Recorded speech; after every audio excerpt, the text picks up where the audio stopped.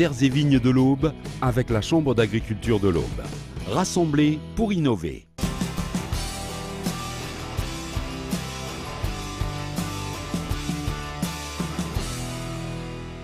Le silo d'Arcis-sur-Aube est géré au quotidien par ses 4 personnels. D'une capacité totale de 15 000 tonnes, il fonctionne toute l'année grâce aux rotations permanentes des cultures. Nous sommes sur le silo 2 bio. Nous avons le silo 3 bio qui se situe juste là. Derrière, nous avons le silo 4 bio.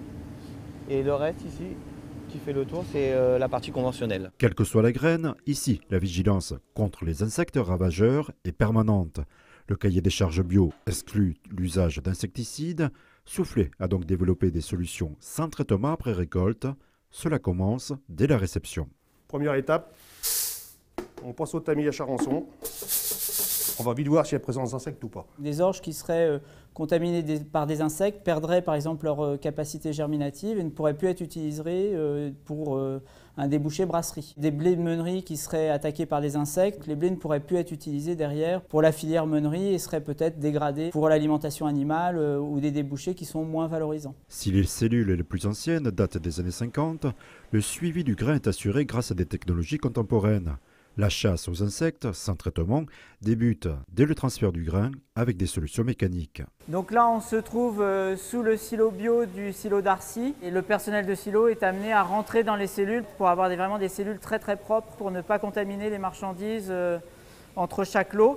Et après, on passe par le nettoyeur, séparateur, par tamisage, avec différentes grilles pour dégrossir tout ce qui est paille, impureté, et le dessous de grille au cas où il y a des insectes. Une fois à l'intérieur des cellules, le stockage sans traitement après récolte se poursuit en permanence pour éviter la prolifération des insectes. Typiquement, un des moyens de bien conserver du grain, c'est de le refroidir le plus vite possible. Et donc là, en fait, ce que l'on a devant nous, c'est un ventilateur classique qui permet d'injecter de l'air froid à l'intérieur de la cellule.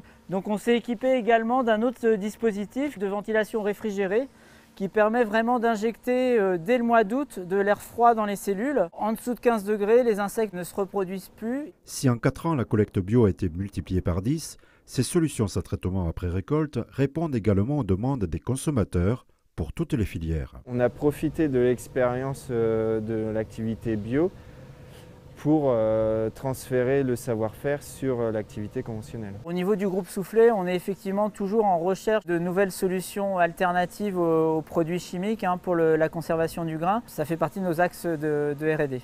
Résultat, des graines bien conservées sans traitement après récolte.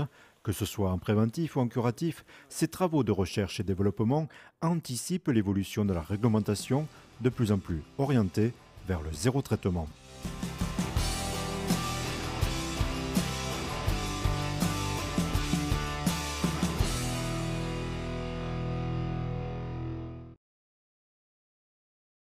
Terres et vignes de l'Aube avec la Chambre d'agriculture de l'Aube. Rassemblés pour innover.